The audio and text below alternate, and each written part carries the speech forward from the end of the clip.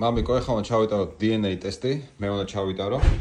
ეს არის ესეთი საიტი არის ევროპაში myheritage.dna.com.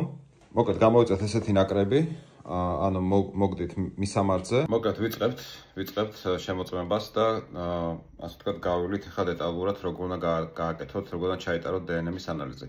სხვათა შორის ამ საიტზე რომ შევედი, ჩემი გვარის გენეოლოგიას კი ვნახე, ანუ საკმაოდ დიდი მსოფლიოს მასშტაბით არის მოკლედ ეს კომპანია, რომელიც მუშაობს ამ საკითხზე და რადგან ჩემი მოგვარებიც უკვე ვნახე, მსოფლიოს სხვა კუთხეში, ესე იგი სერიოზული ბაზა აქვთ რა. და მოდით ახლა ერთად ვნახოთ, ჩავიტაროთ როგორ ხდება ამ DNA-ის ანალიზის გაკეთება. პირველ რიგში ვიწყებთ დასკანირებით, ანუ კონკრეტული ნომერი აქვს მინიჭებული ფლაკონს, ამაზე დავასკანირებთ და პირველ რიგში ვრეგისტრირდებით აღნიშნულ საიტზე. ესე იგი, ვიღებთ წკირს, თქვენთან ერთად ხსნი, ამას პირველად ვაკეთებ.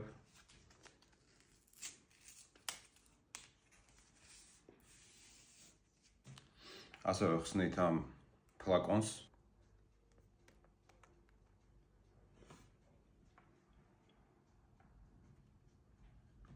და ახლა ყველაზე მთავარი, ლოყაზე, ლოყის უკან უნდა მოვისვათ 60 წამის განმავლობაში.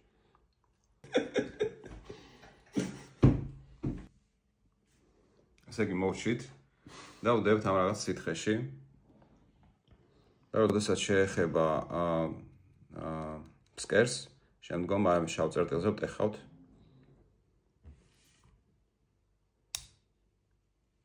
და ამოსტოვებთ შიგნით და ვახურავთ ძალიან კარგად. შემდგომ აი ესეთი რაღაც მოყვება.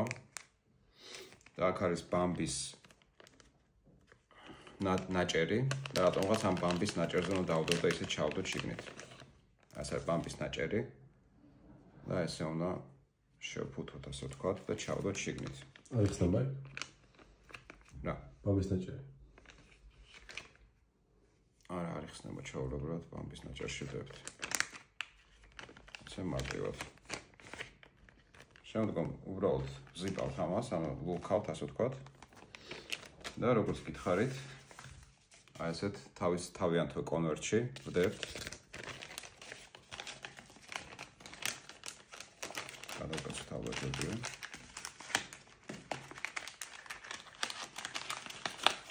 და ჩვენ ახლა გერმანიაში ვართ და შესაბამისად გერმანული ფოსტით გავუგზავნით აღნიშნულ მისამართზე და რამდენიმე კვირაში ჩვენ გვექნება სრული ინფორმაცია ჩვენი გენეტიკის შესახებ.